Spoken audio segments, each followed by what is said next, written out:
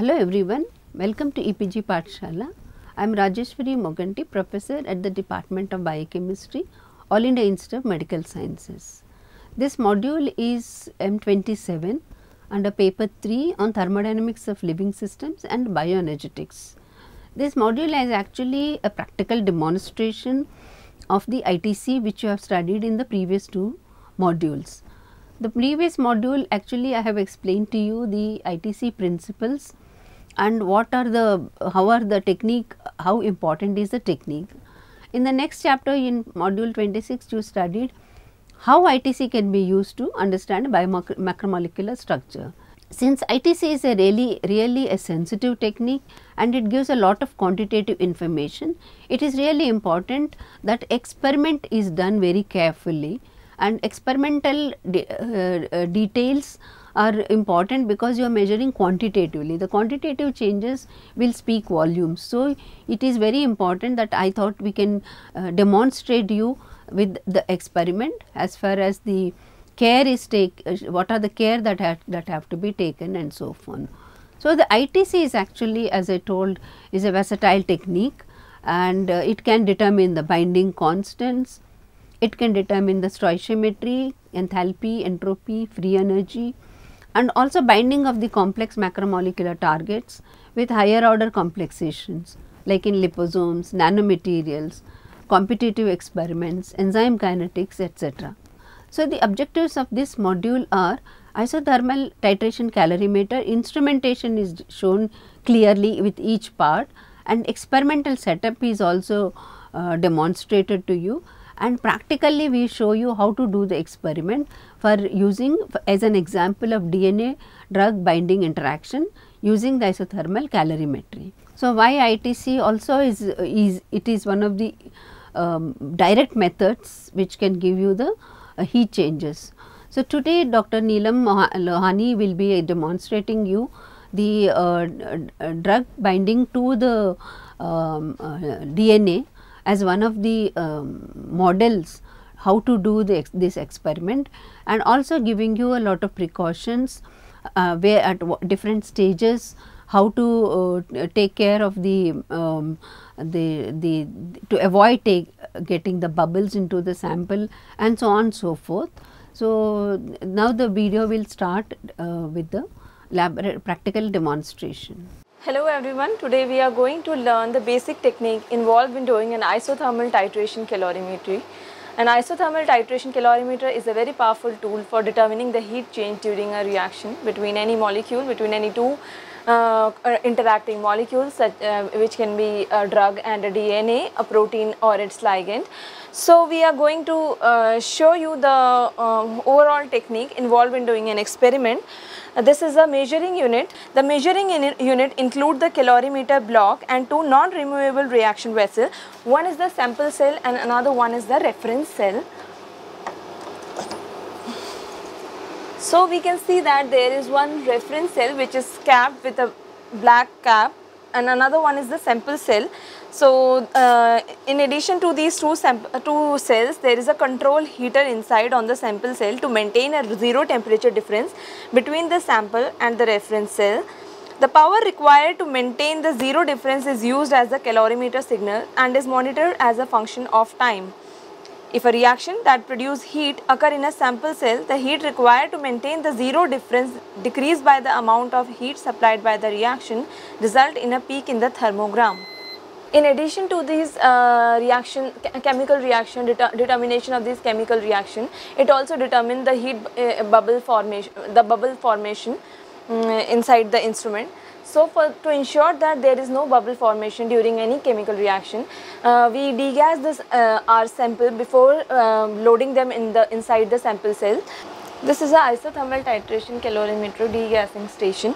We have 4 panels here. This is the temperature controller panel where we control the temperature up to the desired level.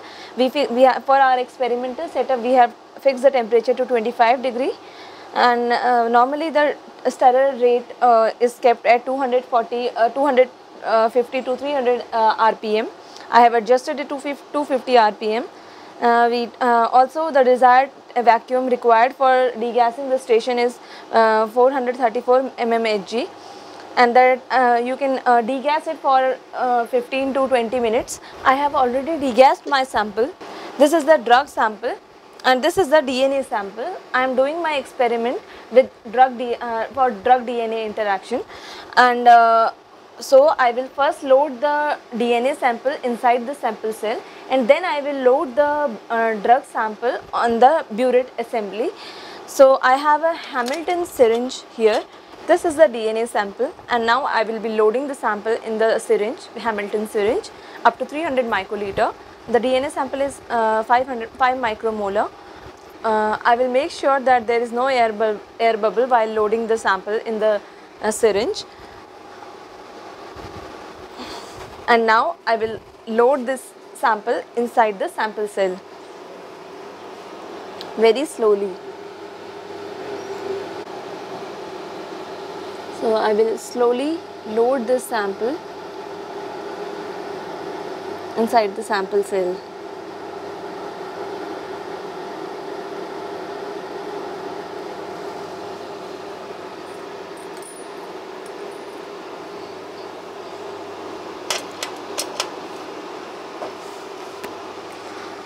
Now after loading the sample chamber with the DNA sample, I will now load another syringe with the drug sample, and I will load this syringe inside the burette assembly.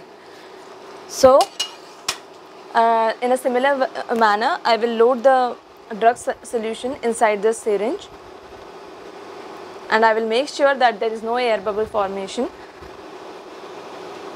and it is generally done in a manual way.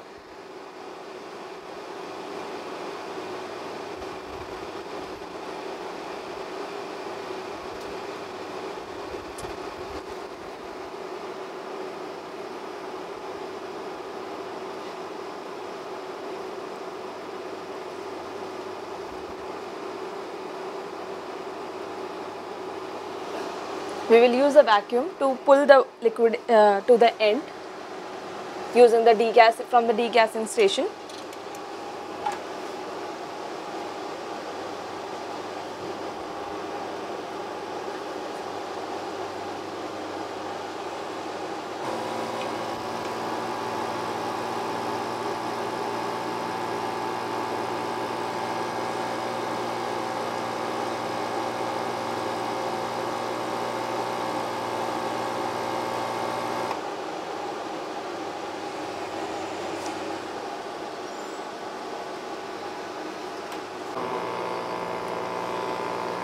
I have almost pulled down the liquid to the end, and now I will again push it inside the inside the tube and pull the desired amount till 50 microliter of my drug solution, which contain 500 micromole of the drug.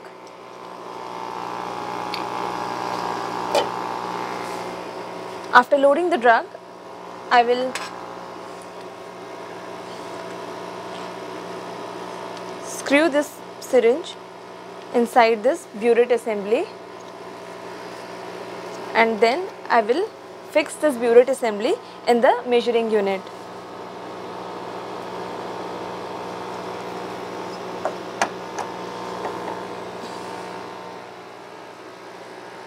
After loading the DNA and drug sample inside the isothermal titration calorimetry unit, we are now ready for doing the experiment, and for measurement we have here two softwares. One is the Launch ITC Run software, another one is the Launch Nano Analyze.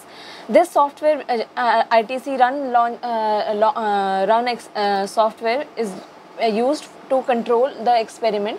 So we will click on the ITC Launch experiment. We have already opened it here, and the screen comes like this. So this is the instrument control unit. Here we control the stirring rate of the syringe, which is fixed in the burette. Here we have fixed the stirring rate to 250 RPM. We will start the stirring of this instrument so that it could manually maintain the overall internal temperature of the sample. After that, we have here 2-3 options for like syringe size. We are using a 50 microliter syringe size, so we will click on the 50 microliter sample.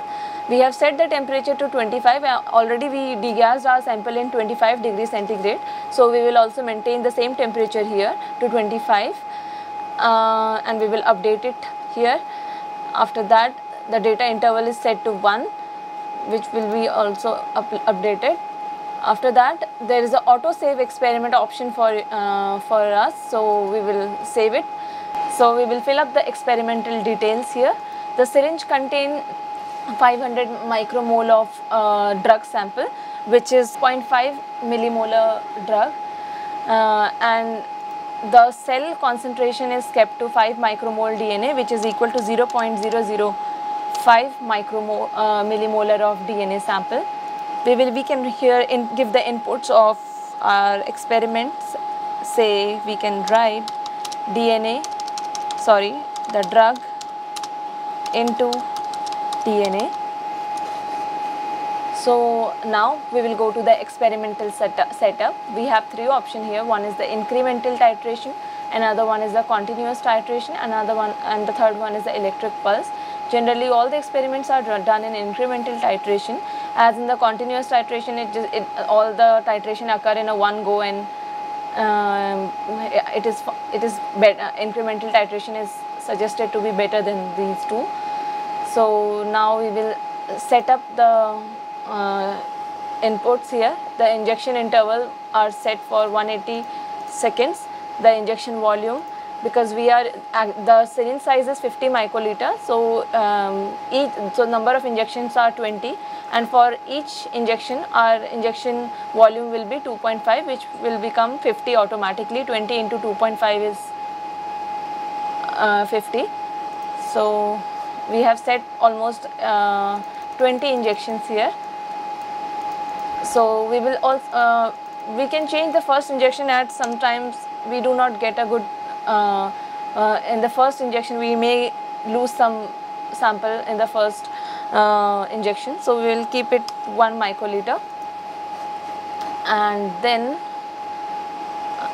we will auto equilibrate it so that the overall temperature inside first automatically equilibrate, then only the experiment could start. It should not start without equilibrating. The initial baseline is set to 0 and final baseline is set to 0. Now we will have a look at the monitor for what is going inside the sample. So we can see that if I zoom the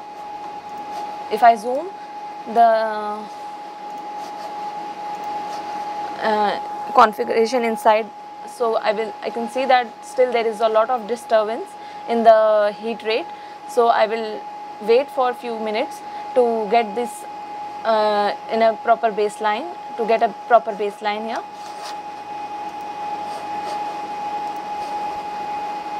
So now we will check if it has attained the equilibrium, and we will start the experiment, and we'll give the file name as drug into DNA,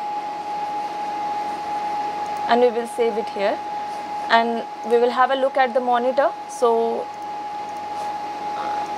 we are almost near to equilibrium. The experimental data will be the experimental peak will be shown in this monitor, in this screen.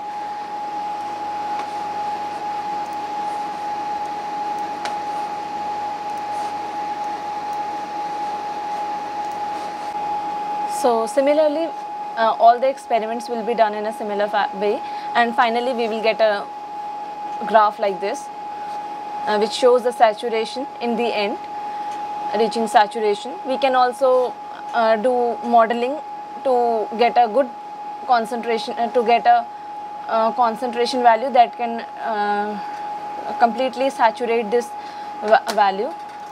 I can show you another with the help of another experiment.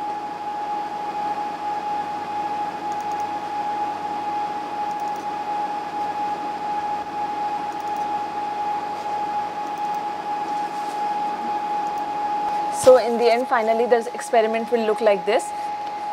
Now we will analyze it in the NanoAnalyze software, and before that we will also do a blank experiment in a similar way, but in the blank, while performing the blank experiment, we will use the drug in the burette and keep the same buffer that we use for DNA in the sample chamber, and we will titrate the whole experiment and with this under similar condition that we used for the main experiment. And after obtaining the blank experiment, we will analyze the data with the help of Launch NanoAnalyze software. So I am going to show you how we will analyze the overall data.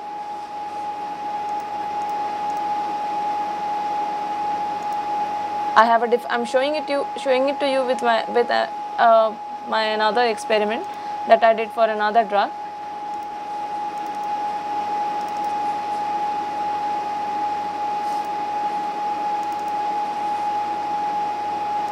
So supposedly I have this data. Now I will set the baseline first. This is and after that I will subtract it, which will look like this.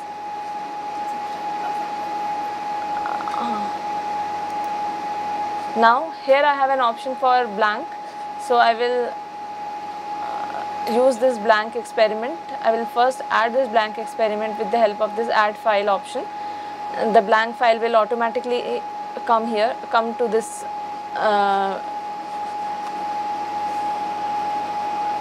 this panel, and then I will drag this file to the blank area, and once it gets loaded here, I will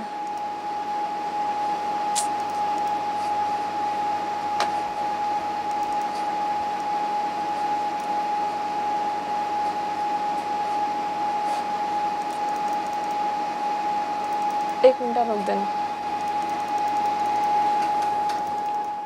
You have seen the demonstration of the ITC experiment, but as you have noticed that there are limitations of the ITC.